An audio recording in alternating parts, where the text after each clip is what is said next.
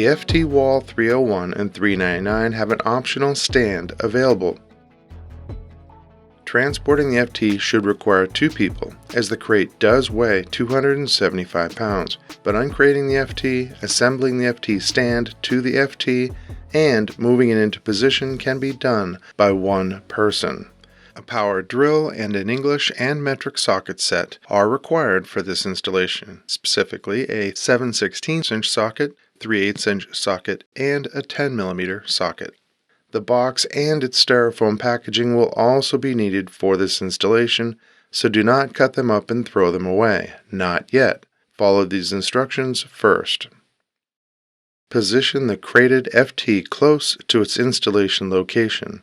Pop the straps and then use a utility knife to carefully open the top of the box.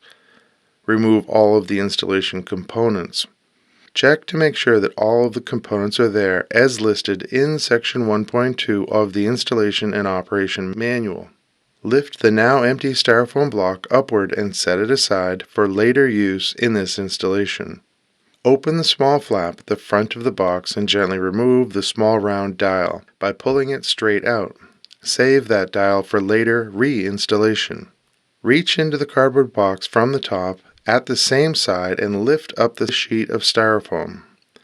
Lift the cardboard box up and off of the FT and set the cardboard aside with the styrofoam sheet and block for later use in this installation. Remove the 6 screws that fasten the FT to the crate. Unlatch the 4 latches and remove the boiler cover. Position the styrofoam block as shown behind the FT. Carefully tilt the FT down onto the styrofoam block. Remove the 6 screws on the 2 mounting bars at the bottom of the FT. Save these screws as they will be used to fasten the stand to the bottom of the FT. Next, open the cardboard box that contains the 5 panels of the stand. Follow the included instructions to assemble it. All 20 screws and the 4 leveling feet are included in that box with the instructions. Don't fasten the front access panel, item number 5, onto the stand yet. That can be done last. Fold the cardboard box as shown and place the styrofoam into that fold, and place them onto the crate as shown. Wedge the cardboard edge onto the stainless wall hanger. This will give you an equal height to the boiler to assemble the stand to the bottom of the FT. Once the stand is completely assembled and tight, including the leveling feet, place it onto the cardboard on the pallet. Make sure that the 2 square holes of the stand are at the front.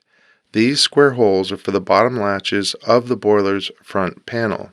Fasten the stand to the bottom of the unit as shown using the previously removed 6 screws. At this point, assess how your plumbing will be installed onto your FT. If you are piping at the bottom, plan out and install your plumbing now, and utilize the knockouts that are in the stand. The condensate trap is a simple press-on design with a typical hose clamp. It can be done last, so just account for its position now and don't run other pipes through that location. Once you have installed your plumbing and the base is fastened securely onto the bottom of the FT, remove the cardboard and the pallet from under the stand. Place only the cardboard back under the stand as shown with its edge pressed against the styrofoam block. One person can now lift the boiler up and stand it fully upright. Do not lift on the PRV or the top piping, and as always, use your legs and less of your back to do the lifting. 2 of the corners will land on the cardboard. Lift those corners and you'll walk the assembly off of the cardboard. You can now throw away the cardboard box and the styrofoam packaging.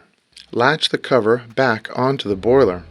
Also, press the small round dial back onto the boiler. Move the unit to its final location for the remainder of the installation.